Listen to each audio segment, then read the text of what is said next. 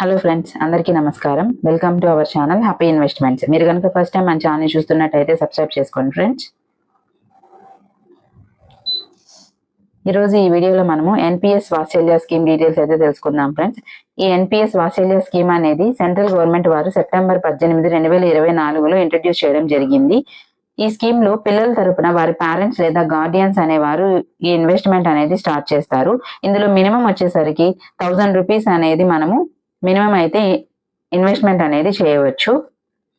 అలానే మాక్సిమంకి వచ్చేసరికి మన దగ్గర ఎంత అమౌంట్ ఉంటే అంత అమౌంట్ అనేది ఇన్వెస్ట్మెంట్ చేయవచ్చు. అంటే ఈ స్కీమ్ లో మాక్సిమం అమౌంట్ అనేది లిమిట్ ఏమీ లేదు. ఈ స్కీమ్ వల్ల ఎర్లీ ఏజ్ నుంచి ఫైనాన్షియల్ సపోర్ట్ అనేది పిల్లలకి పేరెంట్స్ లేదా గార్డియన్ ఇవ్వడం జరుగుతుంది. దీనివల్ల పిల్లలకి కూడా ఫైనాన్షియల్ సేవింగ్స్ మీద అవగాహన అయితే రావడం జరుగుతుంది. ఈ స్కీమ్ వల్ల పిల్లలకి ఎర్లీగా మనమే రిటైర్మెంట్ బెనిఫిట్స్ ని ప్లాన్ చేయడం జరుగుతుంది. ఇది మనకి లాంగ్ టర్మ్ ఫైనాన్షియల్ గ్రోత్ ని అయితే చూపిస్తుంది.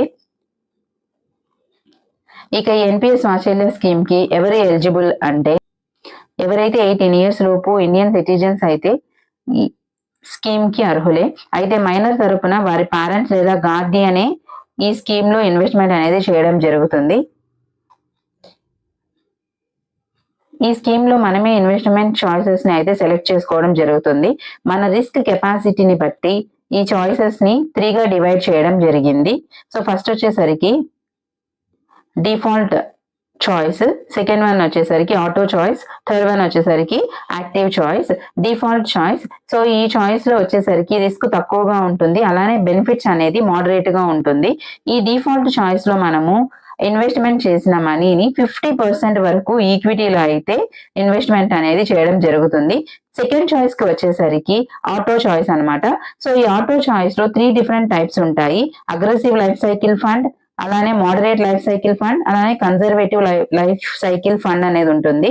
సో ఈ అగ్రెసివ్ ఫండ్ అంటే మన ఇన్వెస్ట్మెంట్ అనేది 75% వరకు ఈక్విటీ, అలానే మోడరేట్ ఫండ్ అంటే 50% వరకు, సో కన్జర్వేటివ్ ఫండ్ అంటే 25% వరకు ఈక్విటీ మీద అయితే ఇన్వెస్ట్మెంట్ చేయడం జరుగుతుంది. ఈ ఆటో చాయిస్ అనేది మనం సెలెక్ట్ చేసుకున్నట్లయితే మార్కెట్ ఫ్లక్చుయేషన్స్ కండిషన్స్ ని బేస్ చేసుకొని ఆటోమేటిక్ గా మన మనీని ఇన్వెస్ట్మెంట్ అనేది చేయడం జరుగుతుంది. థర్డ్ వన్ వచ్చేసరికి యాక్టివ్ చాయిస్. సో ఈ యాక్టివ్ చాయిస్ కనుక సెలెక్ట్ చేసుకుంటే మన మనీని మనమే ఇన్వెస్ట్ అనేది చేసుకోవచ్చు.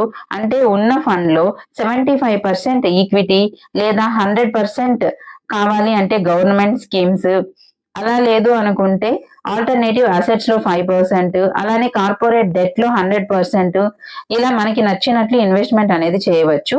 సో యాక్టివ్ చాయిస్ లో మనకి నచ్చినట్లు మనమే ఇన్వెస్ట్మెంట్ అనేది చేసుకోవడం జరుగుతుంది. ఇక ఈ స్కీమ్ విత్డ్రాల్ డీటెయిల్స్ కి వచ్చేసరికి ఈ స్కీమ్ స్టార్ట్ చేసిన 3 years తర్వాత కావాలి అంటే పార్షియల్ గా విత్డ్రాల్ అనేది చేసుకోవచ్చు. సో ఆ పార్షియల్ విత్డ్రాల్ లో 25% వరకు మాత్రమే మనం ఇన్వెస్ట్మెంట్ చేసిన మనీని విత్డ్రాల్ అయితే చేయడం జరుగుతుంది.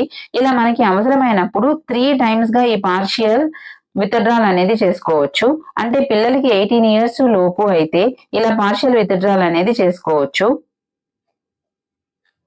సో ఒకవేళ 18 years తర్వాత ఈ స్కీమ్ లో విత్డ్రాల్ అన్నా చేసుకోవచ్చు, లేదంటే కంటిన్యూ అన్నా కావాలంటే చేసుకోవచ్చు. 18 years తర్వాత కావాలి అంటే ఒకవేళ మీరు చేసిన ఇన్వెస్ట్మెంట్ లో 2.5 lakh కన్నా తక్కువ గనక ఉన్నట్లయితే సో మొత్తం అమౌంట్ ని కూడా లంసమ్ గా మనం విత్డ్రాల్ అనేది చేసుకోవచ్చు. సో ఒకవేళ అలా లేకుండా మనం ఎంతైతే ఇన్వెస్ట్మెంట్ చేసామో ఆ ఇన్వెస్ట్మెంట్ అమౌంట్ అనేది 2.5 lakh కన్నా ఎక్కువ గనక ఉన్నట్లయితే ఓన్లీ 20% మాత్రమే మనం లంసమ్ గా అయితే తీసుకోవడం జరుగుతుంది. సో మిగిలిన 80% అమౌంట్ ని యానిటీ స్కీమ్ లో వేసి మీకు ప్రతి నెల రిటర్న్ వచ్చేలాగా చూస్తారు. ఒకవేళ ఈ స్కీమ్ 18 years అయిన తర్వాత కూడా కంటిన్యూ చేయాలి అంటే కనుక మామూలు ఎన్పిఎస్ స్కీమ్ గా ఈ ఎన్పిఎస్ వాత్సల్య స్కీమ్ అనేది కన్వర్ట్ అయితే అయిపోతుంది.